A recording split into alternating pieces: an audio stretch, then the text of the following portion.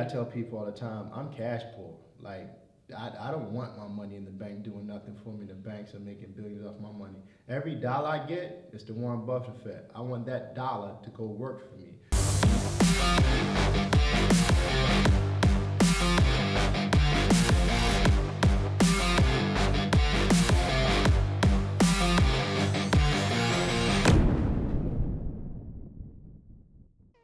So when we talk about investing, investing is not complicated. First, do your homework and understand, like, you right now, regardless of your financial situation, you could be making $35,000 a year, which is equivalent to about minimum wage.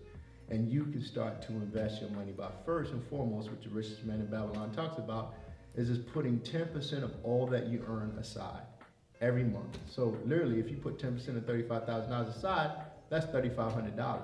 1 year later, you can take that $3,500 and buy yourself a condo. You can afford a condo with the down payment of $3,500, but you got to get closing help. So let me not mislead people and make sure I'm speaking accurate real estate terms. In this market, you're not getting closing help. So maybe a year from now, the market will turn and that 3% closing help, which seems to be traditional, will come back. But that's the first thing you invest in. Everybody needs food, water, and shelter. Shelter, shelter. Don't give your money to a landlord where you're paying their passive income and you're paying to help build their wealth.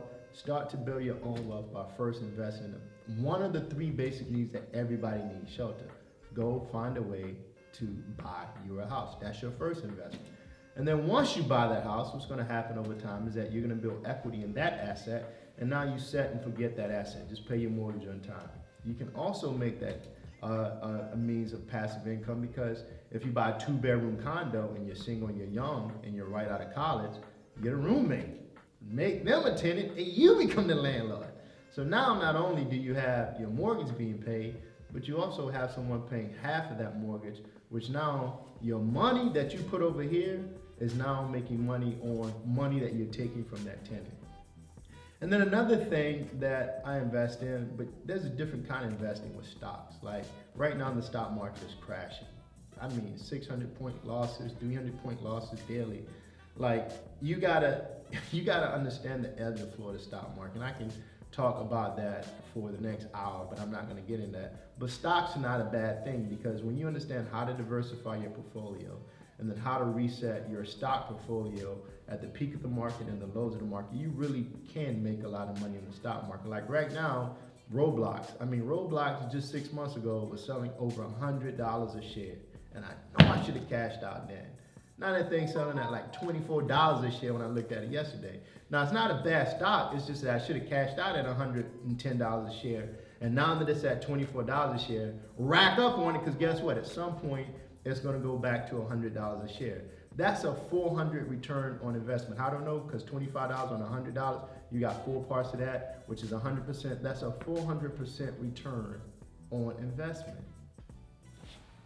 Did you just hear that? A 400% return on investment. However, what the layperson does with the stock market is they get really emotional. Oh my God, I got to dump these stocks. The stock market is crashing. Yeah, it's going to crash. It crashes all the time. But then it's going to be at its peak, it's going to be off the chain, it's going to be a bull market. And then that's where you got to learn to have discipline and cash out high and buy low. Another way you can diversify your portfolio is through precious metals: gold, silver, rhodium, palladium, platinum. I do have bullions of gold, and the reason why gold is a good investment, because back in the 80s, you can buy an ounce of gold for like $200 and something, right? So that same $200 in the 80s, if you took that same $200 now due to inflation, that $200 is devalued. Like you can, man, we talk about this all the time. I remember going to the grocery store with my mom, and she'll have like a $20 bill, and we coming out with like 4 bags of grocery. Now for $20, you can only buy a pack of chicken. That's it. You can't even buy the bread to go with the chicken, or no ketchup or mayo, right? So we can understand how the value of the dollar becomes deflated over years. So now that same bullion of gold that I bought for $300 something odd back in the 80s, right now it's selling for $3,000 plus, right? So think about that. So that's a buy and hold strategy. So now, again, I'm not saying go out and buy all this precious metals, because that's a long-term investment. But that's where you start talking about having a diversified portfolio, right? because you always, again, the goal is to be cash poor and not just have cash in which the dollar is deflated every year and it depreciates every year. Just look at your buying power of what you could have bought in the 60s versus the 70s versus the 80s versus now. Like, I mean, you can't even buy a decent house in DC for less than $1 million, right? And like now, it's like everybody's a millionaire. Not like taking anything from anybody, but there are more millionaires than ever before because $1 million is not a lot of money in this day and era. So when you understand, like, you have to invest and keep your money working for you in things that are going to appreciate and build equity and value over time, you understand that putting your money in the bank makes no sense. You have to keep your money in investments that are going to increase, appraise, and higher value over time. And then that's where you start to build wealth.